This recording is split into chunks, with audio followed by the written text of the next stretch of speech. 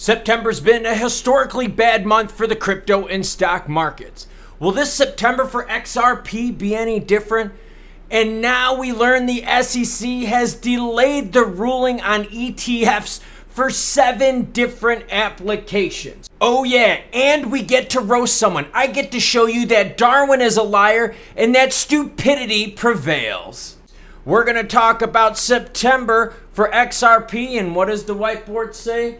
So wake me up when September ends. Starting it off with you because you mean the most. Dane Triple X says, well, I'm a little done stacking, doing it since 2017. Would be great to see some happening XRP XLM wise, but we all know that's not going to happen. Must be a 70% decrease in viewers as well over the last days. Moon this, that, nope. Actually, viewership has gone up. Subscribers have gone through the roof. Now I'm going to show you the difference between smart and stupid. Earlier today, I did a video regarding the big dates that happened in the crypto markets during the month of September. I will have that linked at the end of this video. First, it's Frankie Ortiz. Frankie says, yes, we've got the dates back. I was starting to worry that you dropped it. Yeah, I didn't do it 1 month because I wasn't feeling it, Mr. Krabs. MJ chimes in and says, lol, FUD. Yeah, me telling you when CPI data is, when European zone economic data is, yeah, when all the big financial dates that are happening in September is FUD. MJ, you're proving to me and everyone else out there that you are IQ challenged and that Darwin, survival of the fittest, and that we are improving as a species is totally fucking wrong. MJ, you're the moron. Whoa, heat map. Okay, good. Here, hold on. We're going to talk about September, right? You're going to see some interesting XRP stats, some news, but I wanted to show you this. This was over the last month. Now, over the last month, we've seen some massive pain here. XRP down 28%. We get that, right? So is most of the pain already priced in August, and will September be a good month? Let's get it back to the 1 day. Bitcoin sitting at 25,862, ETH 1635, XRP barely clinging on to 50 cents at 50.3, down 3.46% last 24 hours, with XLM sitting at 11.5. Bitcoin soared after Grayscale's historic court victory. Those gains have since vanished following the decision on Tuesday in which a federal court ruled that the agent unreasonably denied Grayscale's application launch to spot Bitcoin ETF. The top crypto jumped as much as 8% to 28,000, and now we're at what, everyone? 25.8. But it gets worse. SEC postpones verdict on 7 spot Bitcoin ETF applications. So the market was really looking to rally today. Why? Because today would have been the day that they would have announced their decision. Now here's the problem. They're going to have now at least until mid-October, and I say at least, but because you know what the SEC's thing is, right? Delay, delay, delay. Now I'm going to read this to you. I swear, you better take your blood pressure medication now. You better start your Friday drinky time right now. You better reload that good old... Yeah, exactly. Check this out. The commission finds it's appropriate to designate a longer period within to take action on the proposed rule change so that there's sufficient time to consider the proposed rule change in the issues raised therein. Gets worse. On August 31st, in 7 separate filings, the SEC stated that it requires extra time to review the proposed rule change for allowing the listing of spot ETFs. You guys know who delayed it, and you can read that yourself. But listen, as always, any article you see in this video, along with the other ones, will be linked below. So it's not FUDs, it's facts. FUD now stands for facts, you dummy. MJ's a fucking moron.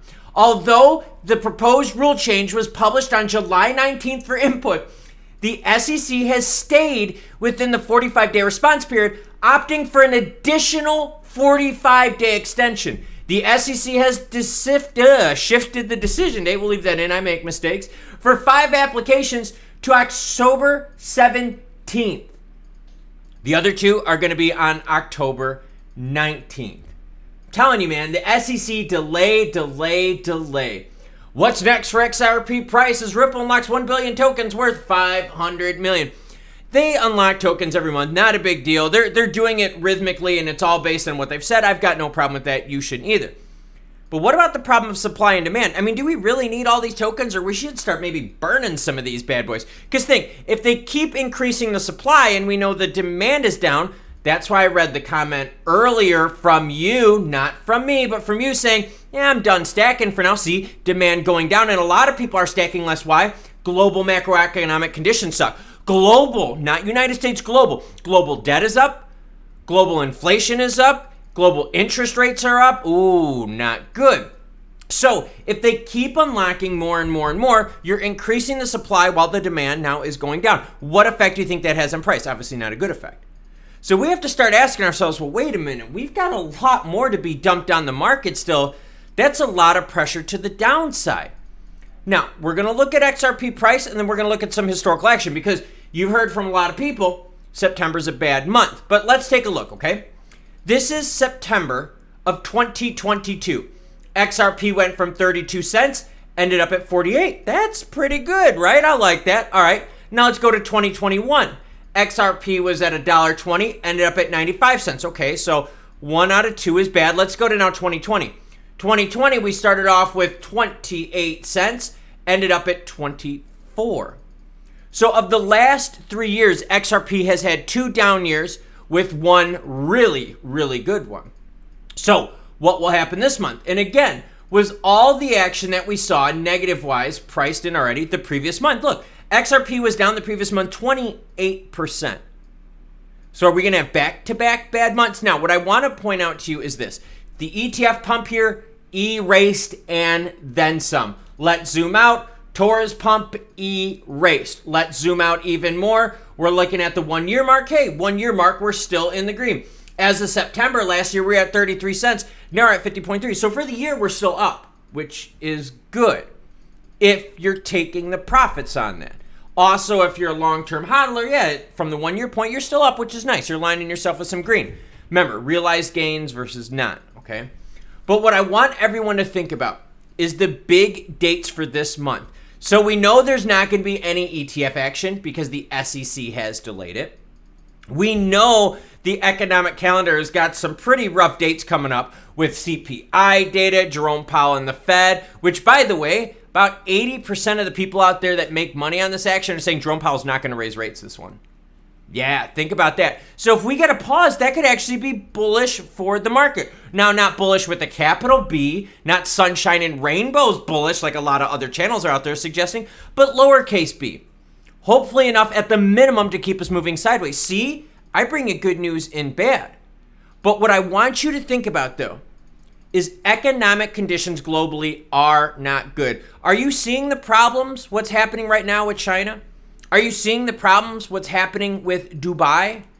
Yeah. What about India? Big problems. Eurozone, big problems. UK, big problems. Canada, big problems. United States, big problems. South America, big problems. Exactly. So what big events do we have to look forward to in the rest of this month in September 2023? The one big date that I know a lot of people are looking forward to is the 29th of September. And that has to do with Ripple's celebration party. There's been a lot of speculation out there. They're going to announce IPO. They're going to announce some big thing on that date. Will it happen? We don't know. We're going to have to wait and see. It's funny how I can share stories with you regarding global economic dates, and yet people out there are calling it FUD.